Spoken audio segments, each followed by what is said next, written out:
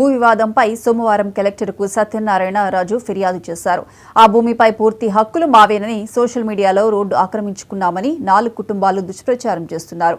TDP నాయకులు సత్యబాబు రాజు సమస్య తెలుసుకునేందుకు ప్రయత్నించగా వారు ఆయనపై దౌర్జన్యానికి దిగారు. నా భూమిలో వేసుకున్న షెడ్ తొలగించేందుకు వెళ్లగా 2 కిరాయి వ్యక్తులను షెడ్డుకు అడ్డుగా నిలబడి భయభ్రాంతులకు గురి చేశారని సత్యనారాయణ రాజు చెప్పారు. దీనిపై జిల్లా కలెక్టర్, ఎస్పీలకు ఫిర్యాదు చేసినట్లు పెనుమత్స సత్యనారాయణ రాజు మీడియాకు తెలిపారు.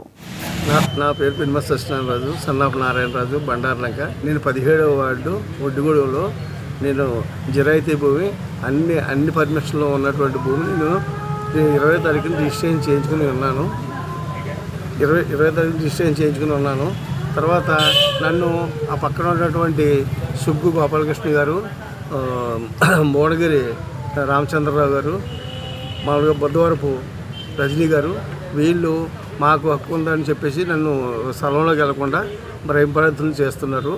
నేను ఏం చేశానంటే 4 రోజుల ముందు అన్నీ క్షుణ్ణంగా చూసి ఇచ్చేయండి, 4,60,000 స్టాంప్ డ్యూటీ వస్తుంది, ఒకసారి చూడండి చెప్పి రిజిస్టర్ గారి సమక్షంలో చూపిస్తే నాకు 2 రోజులు ఆయన దగ్గర ఉంచుకుని అన్నీ బాగున్నాయి, మీరు చేయించుకోవచ్చు అని చెప్పారు.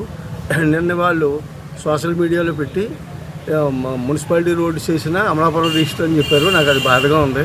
దాని గురించి ఏంటంటే ఉన్నదే తప్ప ఒక ఉన్నత పదవిలో ఉన్నటువంటి ఆయన్ని ఈ రకంగా ఇబ్బంది పెట్టడం నాకు బాధ కలిగింది. ఉత్తరాంధ్ర పాడి